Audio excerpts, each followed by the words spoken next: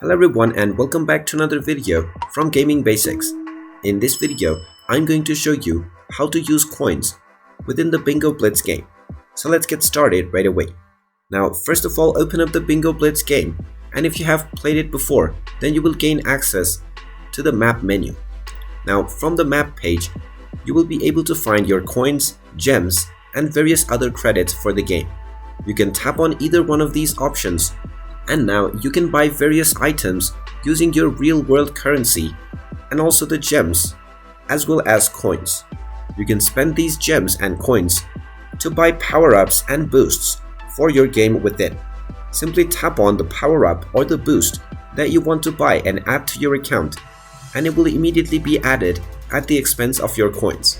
You can also tap on the menu icon and then tap on the gift center option in order to send gifts to your friends using the coins that you have within your Bingo Blitz account. Simply select the friend and then choose your desired gift, and you can click on the send button, and in this way you can spend your coins, your gems and your credits in the Bingo Blitz game for various boosts and gifts. And there you have it. That is how easy it is to use your coins within the Bingo Blitz game.